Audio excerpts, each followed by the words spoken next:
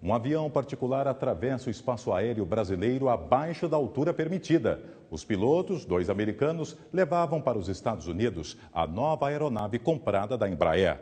Mas o destino não foi o planejado. O choque entre o Legacy e o Boeing 737 da Gol deixou 154 mortos. Os processos criminais para indicar os culpados estão na estaca zero. Os 2 pilotos, eles chegaram muito bem nos Estados Unidos e continuam pilotando normalmente.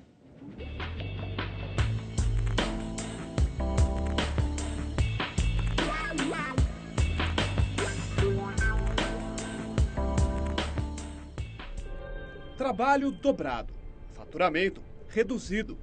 A realidade enfrentada hoje por Renato, nem de longe, lembra outros tempos da empresa de componentes eletrônicos. Dos 3.200 funcionários que trabalhavam com ele há 13 anos, sobraram 2.200. Nós tivemos uma perda hoje real em torno de 50% de faturamento, 30% de redução de funcionários. Esse foi um impacto bastante grande que a gente teve lá. A queda nos negócios começou com uma outra queda, em 29 de setembro de 2006. Um Boeing da Gol sai de Manaus em direção ao Rio de Janeiro. Sobrevoa a região norte do país. Encontra um obstáculo no meio do caminho. O jato Legacy de uma empresa de táxi aéreo dos Estados Unidos também tinha saído de Manaus com destino a Brasília. Os 2 se chocam. O Legacy, com 7 pessoas dentro, consegue pousar no Pará. O Boeing cai em plena floresta amazônica. As 154 pessoas a bordo morrem na hora. No voo estava o empresário Rolf Ferdinando. Deixou mulher, filho e o sócio Renato, que não conseguiu se recuperar. Ele é um amigo, é um confidente, é uma pessoa que a gente viajava sempre junto, era um pouco mais velho que eu, então se vê como um segundo pai. Foi uma perda muito grande. A vida de todos os familiares das vítimas ficou revirada. Angelita perdeu o marido. Não sabia onde encontrar forças para seguir em frente. Encontrou conforto na Associação dos Familiares e Amigos do Voo 1907. No primeiro momento, as famílias ficam perdidas com tudo que acontece, porque é difícil você aceitar o fato, é difícil você trabalhar com aquele choque. Trabalhar na associação foi uma forma que eu encontrei de lidar com a dor, de fazer alguma coisa, não só por mim, pelos familiares, mas principalmente pelas pessoas que estão aí, que são usuárias do meio de transporte aéreo e que, portanto, sujeitos a passar por essa situação. O acidente expôs mais uma vez a fragilidade do controle do tráfego aéreo do país. O número de controladores de voo era reduzido. A carga horária a que eles eram submetidos estava perto dos limites aceitos pela lei. Quem relembra a situação é o brigadeiro José Carlos Pereira, ex-presidente da Infraero. Um controlador que devia falar não falava com aquele avião, falava o outro, que não tinha visualização sobre aquele avião, né? Então esse foi um problema que aconteceu, casualmente aconteceu naquele local, mas não foi o elemento determinante do acidente.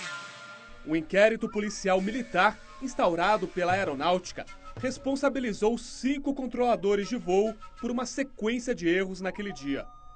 O documento foi acolhido pelo Ministério Público Militar e virou denúncia, que foi rejeitada pela Justiça Militar.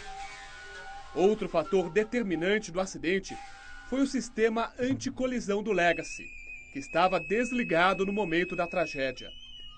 Relatório da Aeronáutica mostra que os pilotos americanos Joey Lepore e Jan Palladino manusearam o equipamento de forma errada. Os 2 foram denunciados e absolvidos pela Justiça Federal. Mas 2 processos criminais ainda estão em andamento no Mato Grosso. Como há uma demora demasiada na realização dessas etapas processuais, eu vejo com muita preocupação, principalmente diante da possibilidade de prescrição dos crimes, o que geraria um descrédito na justiça como um todo brasileira e principalmente decepcionaria muito os familiares das vítimas. A tripulação do Legacy era formada por 2 americanos, o piloto Joseph Lepore, com mais de 20 anos de experiência em voos comerciais, e o copiloto Jean-Paul Palladino, com 10 anos de profissão. No início das investigações, o passaporte de ambos foi apreendido pela Polícia Federal. Eles foram indiciados com base no artigo 261 do Código Penal, por expor a perigo o tráfego aéreo. A pena para esse crime varia entre 2 e 5 anos de prisão. Em 8 de dezembro de 2006, 2 meses após o acidente, os pilotos prestaram depoimento, mas ficaram calados. No mesmo dia, embarcaram de volta aos Estados Unidos. 4 anos se passaram e ninguém foi punido. O pedido de cassação dos brevês foi feito pelos deputados brasileiros Milton Monte, Jaime Martins e um advogado, que representa a família das vítimas do acidente. No dia 13 de abril, eles apresentaram uma petição em Washington, mas no dia 6 de maio, a Administração Federal de Aviação considerou as provas insuficientes para adotar medidas contra os pilotos. A Administração Federal de Aviação recusou o pedido de cassação de licenças dos pilotos do Legacy. O órgão alegou falta de provas para punir os acusados. Ambos estão livres e trabalhando normalmente aqui nos Estados Unidos. O piloto atua na empresa Excel Air e o copiloto é funcionário da American Airlines. O Legacy era administrado pela companhia aérea Excel Air, com sede no estado de Nova York.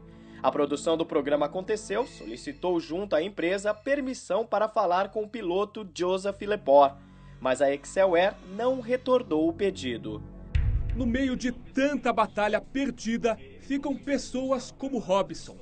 A irmã dele, Carla Regiane, de 29 anos, estava no voo. A família até hoje não consegue enterrar a história. Primeiro nós tivemos que passar a conviver com essa ideia, que nós não teríamos mais nossa irmã. E tentar buscar justiça. E a gente sabe que buscar justiça no Brasil é algo extremamente difícil, né?